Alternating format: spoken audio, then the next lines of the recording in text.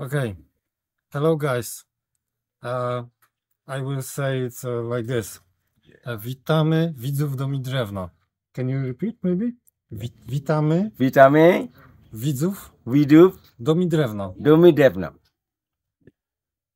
His Polish is better and better every day.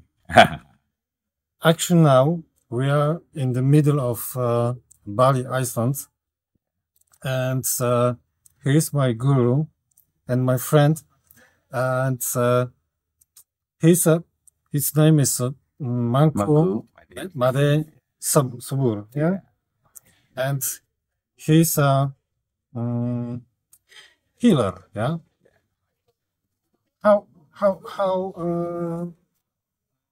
How long you are helping people? Yeah, until now 23 years old. 23 years. Yeah. 23 years. 23 years. I especially use word helping people, not only healing, yeah? Yeah. Because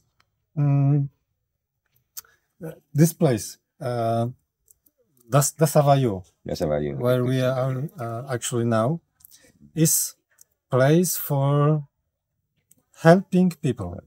Yeah. Retreat center. Yeah. And who can came here? Yeah. Every people. Every people. Yeah. Not only with some disease. Every for the mental aid to every.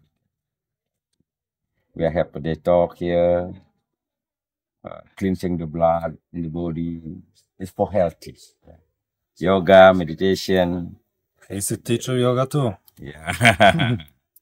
I didn't try it yet because I can not now, but for sure, Yeah. yoga is on my list. Yes. Yeah, and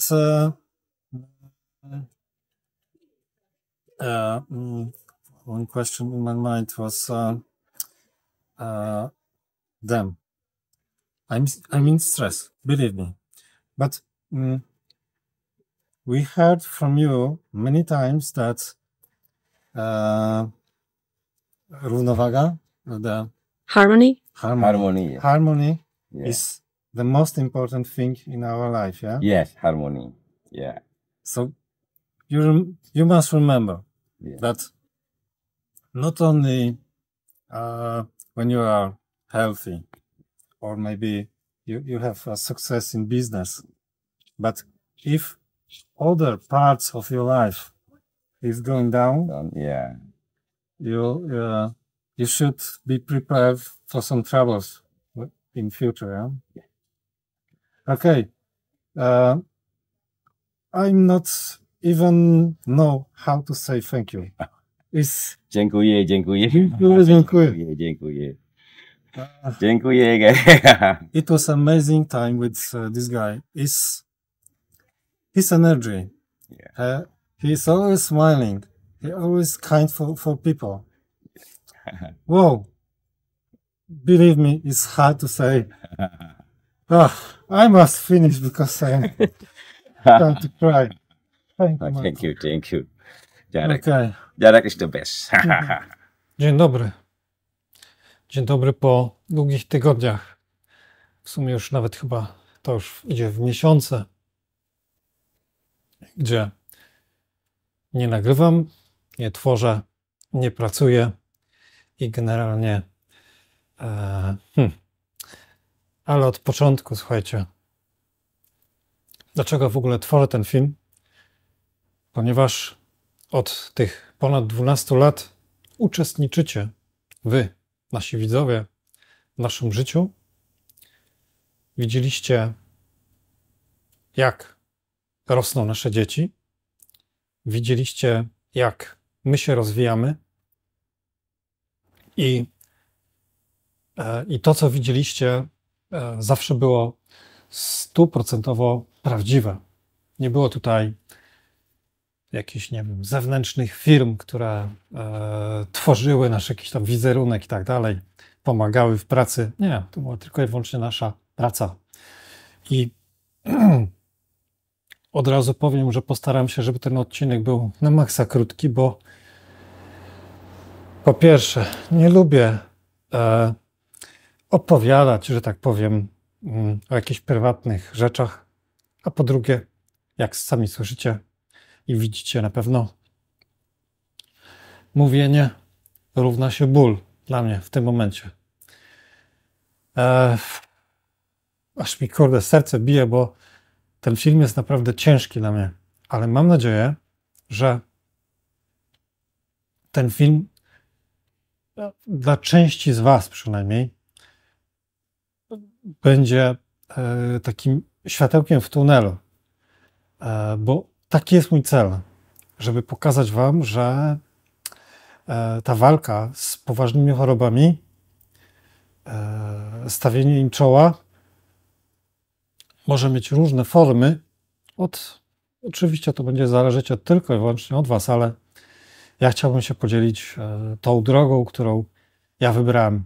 I to był chyba najtrudniejszy moment w moim życiu, ponieważ tu chodziło o wiarę, o zaufanie, w pełni zaufanie, że ta decyzja, którą człowiek podejmuje, jest tą decyzją właściwą.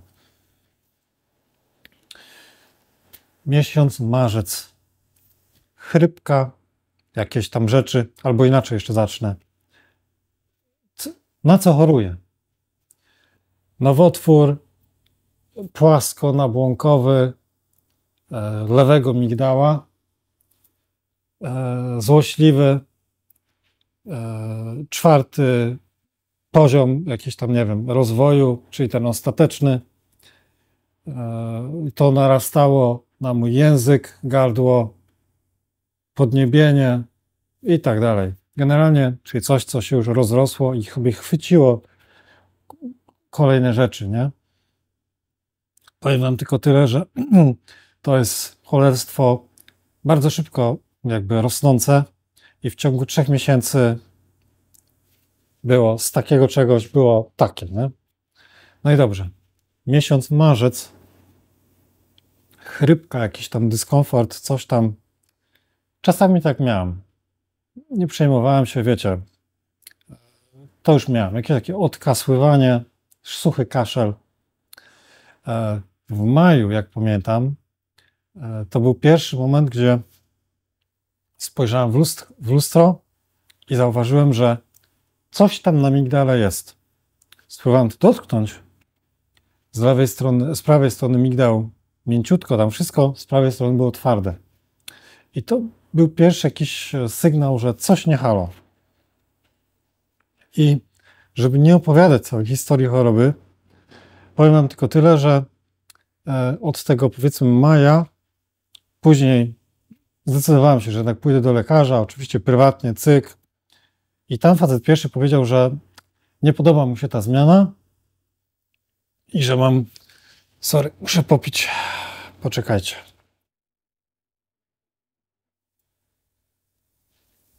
Nie podoba mu się ta zmiana i żeby nie bagatelizować tego, USG wtedy wlecił chyba i tomograf. I to było pierwsze takie moje...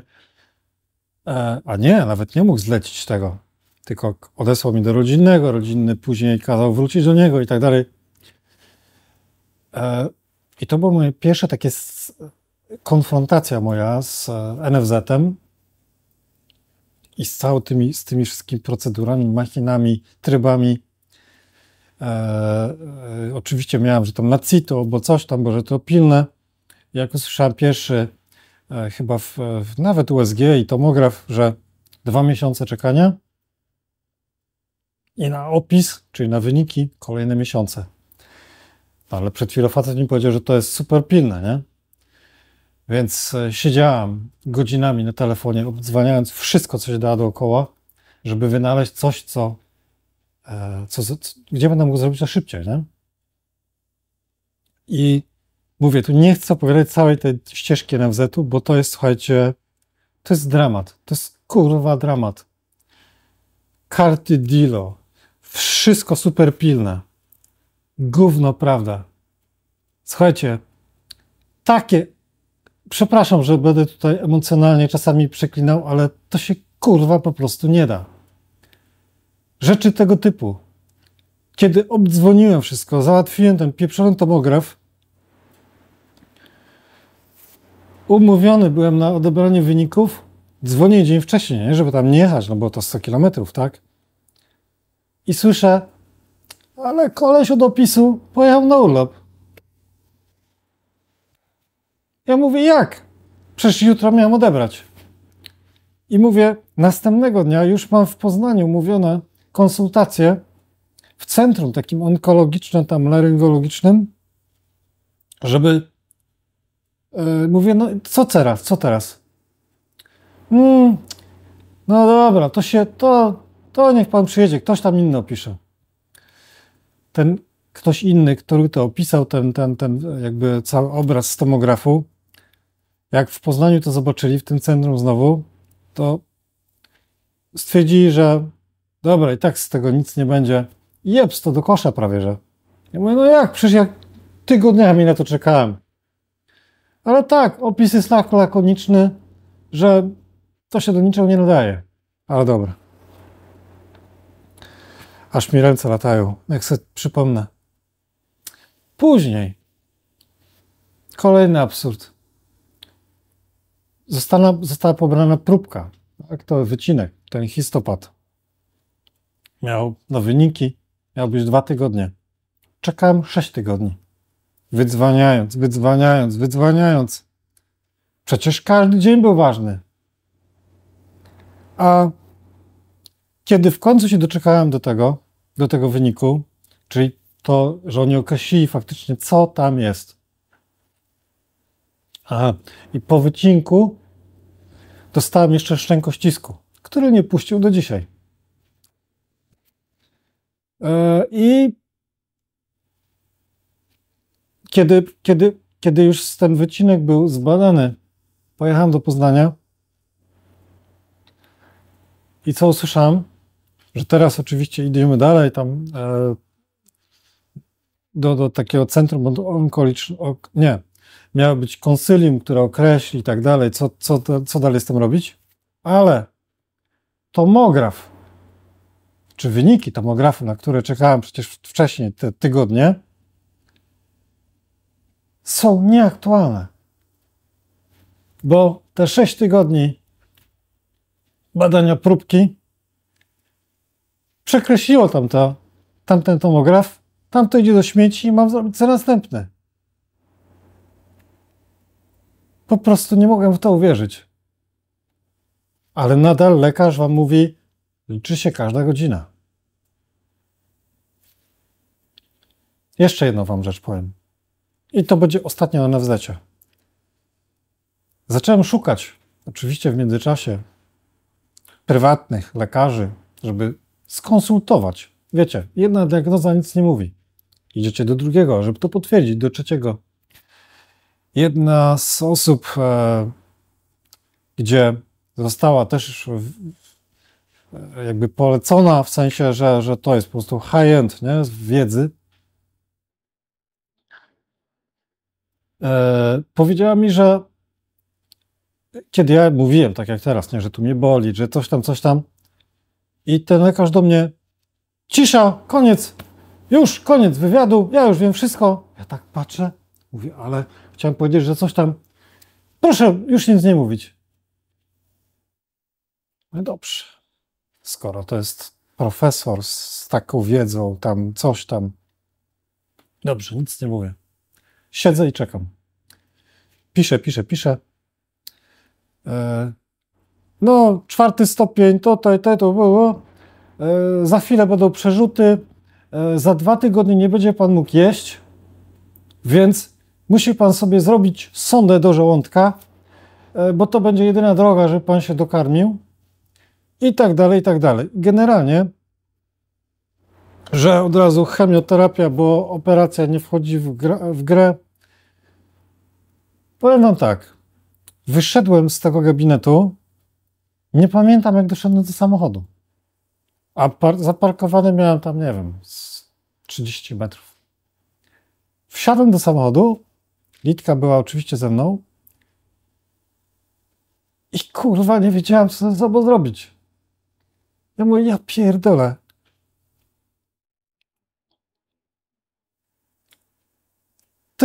to jest koniec, nie? Po prostu będę warzywem. W sensie warzywem. No, że rurka, żeby jeść, to mi się kurwa rozrośnie i w ogóle nie będę mógł mówić, albo coś mi się stanie z twarzą i w ogóle byłem załamany.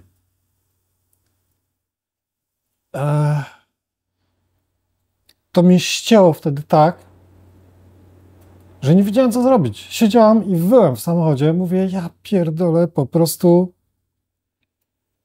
po mnie. Przecież usłyszałem takie informacje od najwyższej jakby tam osoby w hierarchii tych laryngologo, coś tam onkologicznych i tak dalej w Polsce.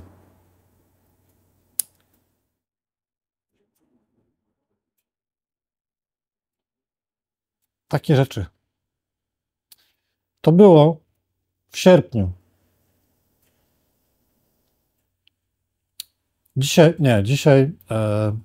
Wczoraj jadłem ziemniaki z wątróbką, z jakimiś tam warzywami,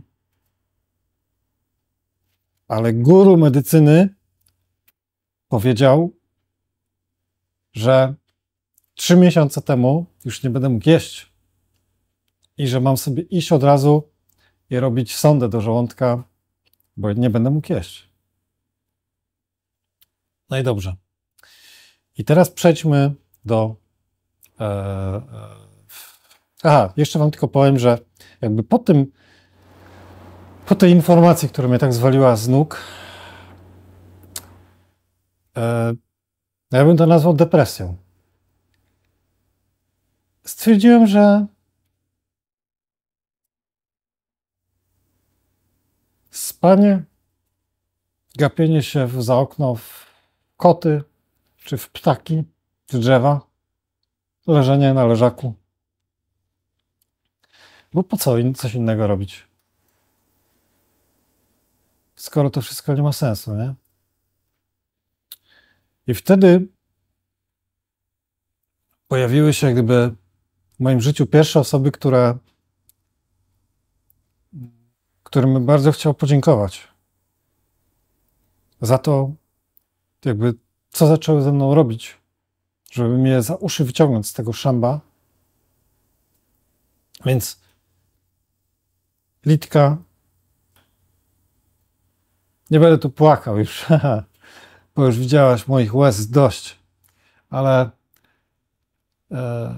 w tych pierwszych dniach ciężkich dla mnie ilość godzin, które mi poświęciłaś i jeszcze osoba numer 2 wtedy, czyli kolejna znajoma, daleka, Larysa,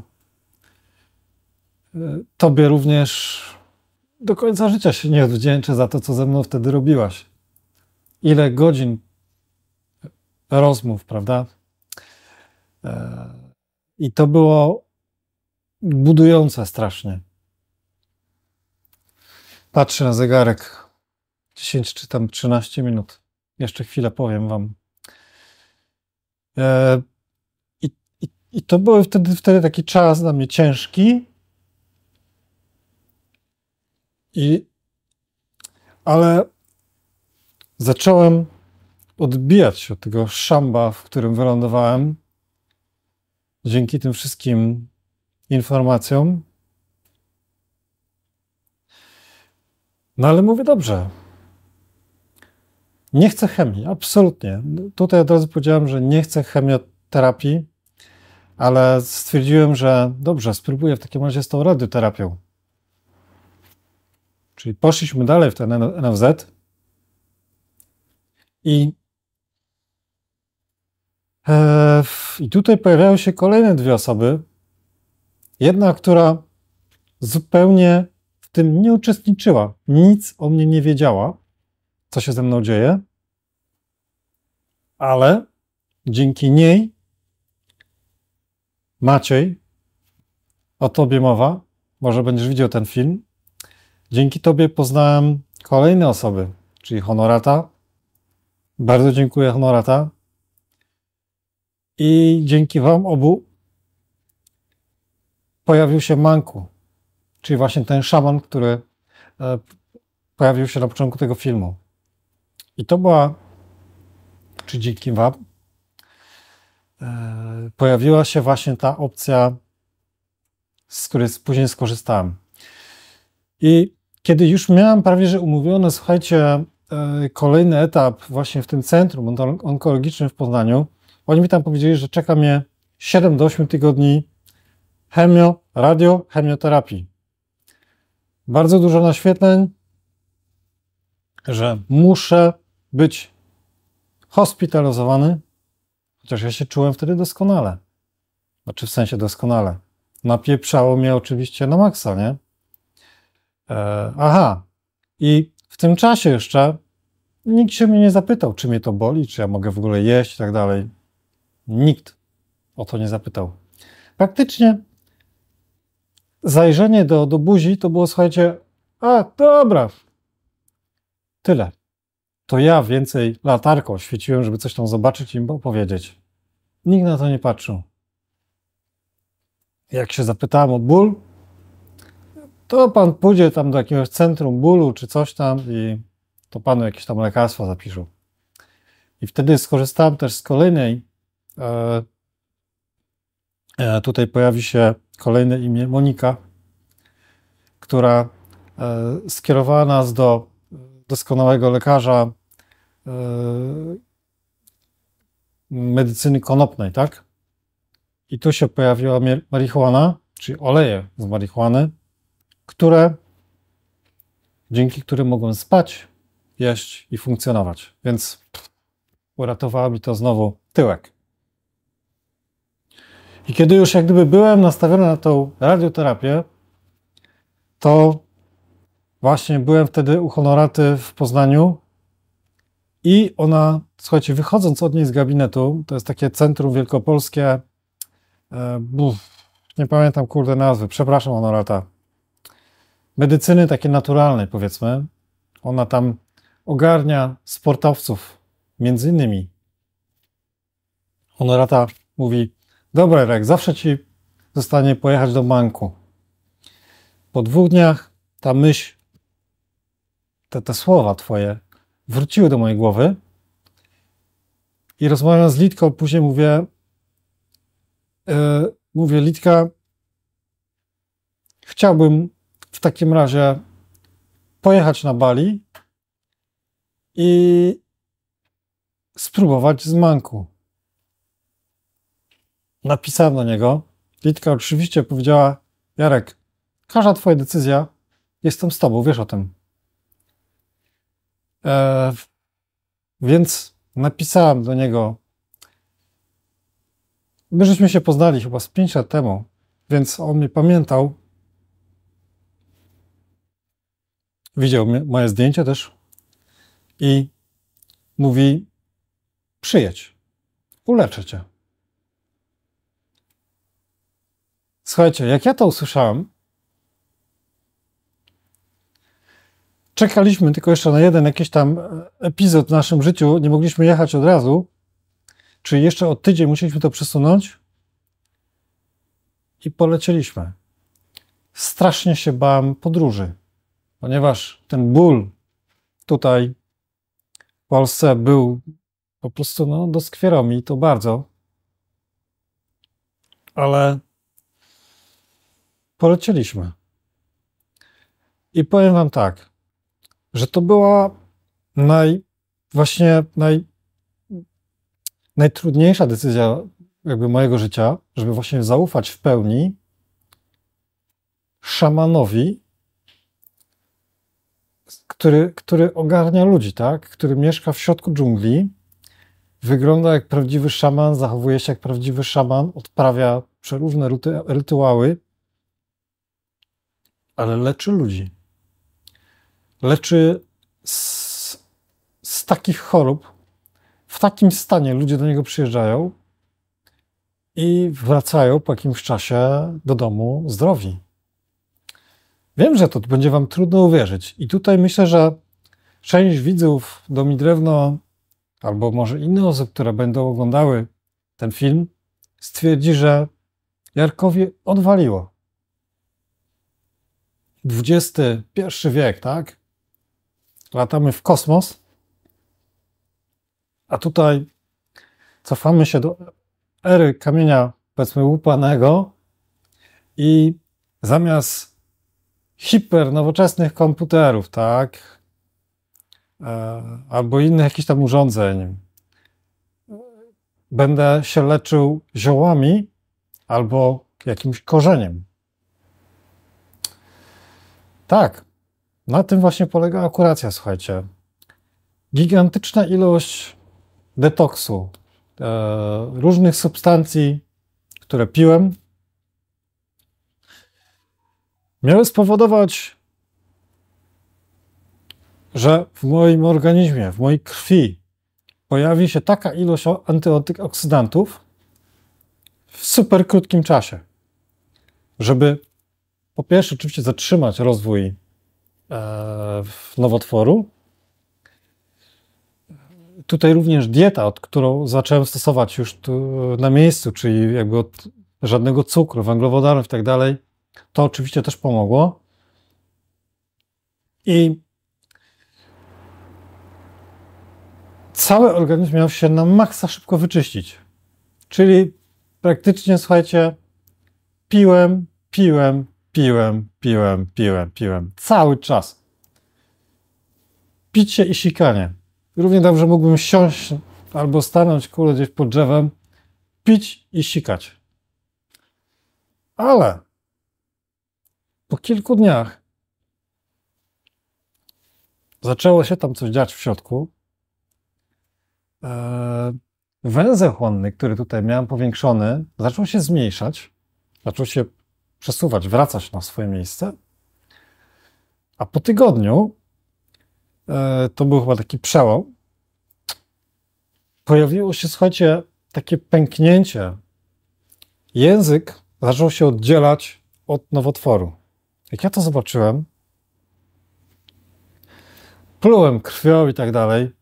To jest niemożliwe, słuchajcie, że człowiek cieszy się, że pluje własną krwią. Ale wiedziałem, skąd ta krew pochodzi. Że to było właśnie z tego pęknięcia. Nie mogłem po prostu w to uwierzyć, że w ciągu 7 dni te substancje, które dostarczyłem do swojego organizmu, spowodowały taką zmianę. No i dobra, żeby tu nie przedłużać, bo już patrzę 20 minut.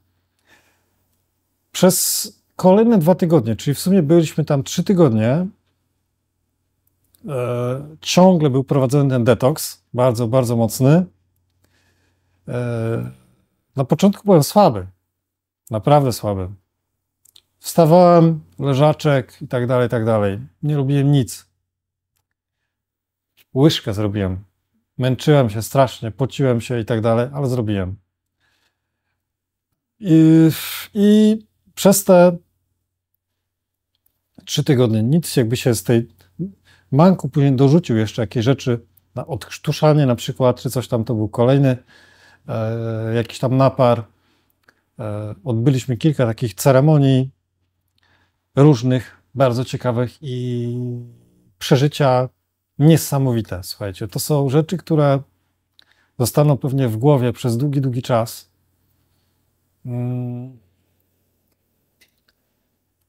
Samo miejsce, w którym byliśmy właśnie, czyli to de Savaillou, ludzie, którzy tam są i ta cała atmosfera, te wszystkie jakby podejście do was, do pacjenta, nie? To jest po prostu inny świat. Inny świat. Nie mogłem w to uwierzyć, ale to się wszystko tam działo. Dobra, co dalej ze mną? Nie? No bo mamy tutaj drugi dzień w Polsce. Oprócz tego, że jest zimno, zacząłem palić w warsztacie. Przywiozłem setki woreczków. Przygotowano dla mnie detoks na kolejne 3 miesiące. Większość rzeczy była w postaci proszków, część nawet w postaci kory z drewna. To jest też taki napar, który piję cały czas, 1,5 do 2 litrów dziennie. I przez 3 kolejne miesiące 3 razy dziennie wlewam w siebie dalej te magiczne mikstury. I czekamy, co będzie. No ja patrząc jak gdyby na to, co się tam dzieje, jakie tam zmiany zachodzą, to widzę, że te rzeczy się rozdzielają, że gdzieś tam puszcza ta skóra i tak dalej. Oczywiście mam problemy z mówieniem, z jedzeniem, niestety przez ten szczękościsk, tak? Bo to też była jedna z pierwszych zmian, gdzie w Polsce już miałem problem z przełykaniem. Tam to całkowicie puściło, tak jakby się coś, nie wiem, urwało, przesunęło, nie wiem co, ale teraz jak coś pogryza, mogę łykać i tak dalej. 15 kilo, słuchajcie, schudłem przez ten czas, więc całkiem sporo.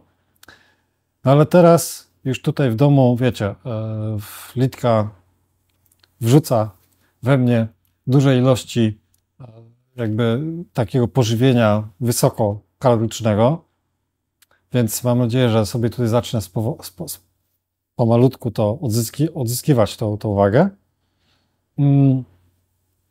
Ale słuchajcie, zrzuciłem brzucha, całkowicie jestem płaski, kurde, kaloryfer, więc mogę zacząć ćwiczyć pomalutku i uda, mam nadzieję się, że też jakby tutaj nie zapuścić, tak jak ostatnio, bo wtedy już, nie wiem, pół roku temu to kuźwa ten brzuch to już był przegięcia.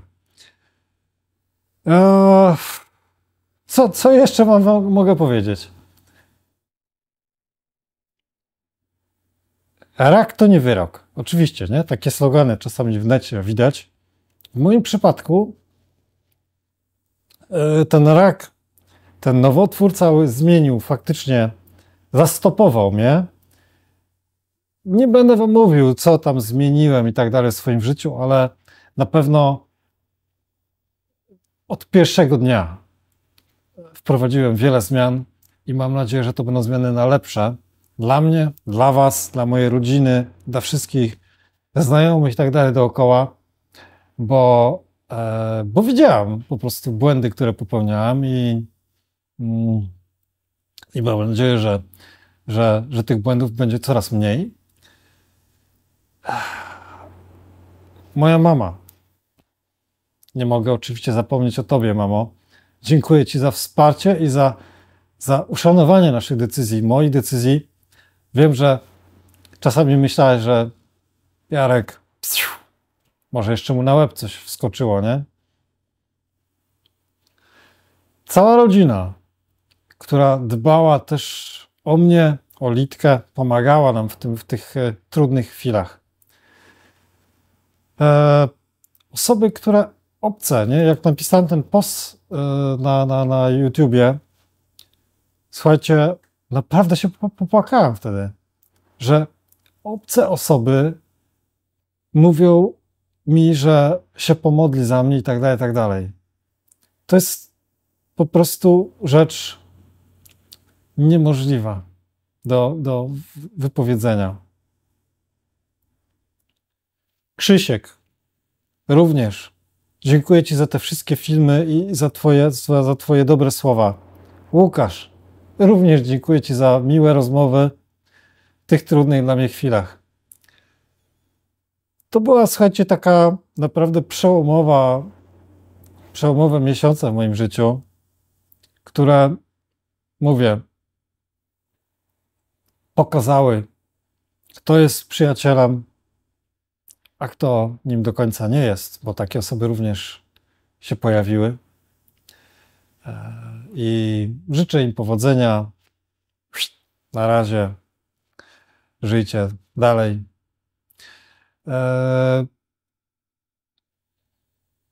Jeśli będziecie ciekawi moich dalszych losów, to oczywiście śledźcie Dom i Drewno, czy pozostałe kanały, które oczywiście zacznę pomalutku reaktywować.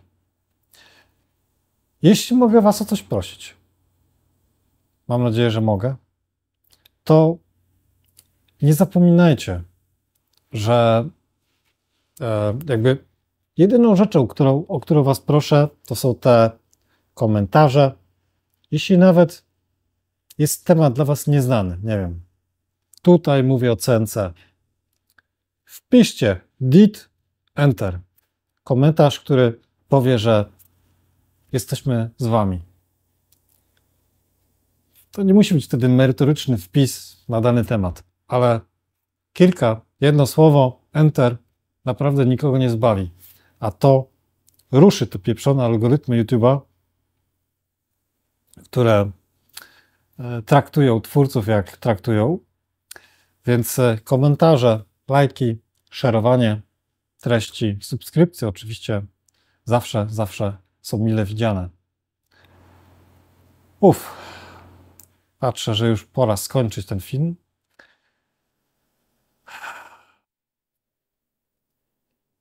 Szaleństwo, nie? Pełne. Ale w tym szaleństwie jest metoda i cieszę się, że tą metodę udało mi się jakby przekonać samego siebie. Wybrałem ją, doprowadzę ją do końca. Dziękuję Wam serdecznie i do zobaczenia już przy jakiejś pracy. Może jeszcze nie będę mówił, albo będę mówił bardzo mało, więc tutaj Was przepraszam za to, ale mam nadzieję, że może będę po prostu więcej pokazywał rzeczy, nie? Żebyście widzieli więcej detali i w ten sposób jakoś przetrwamy razem. Do zobaczenia. Cześć.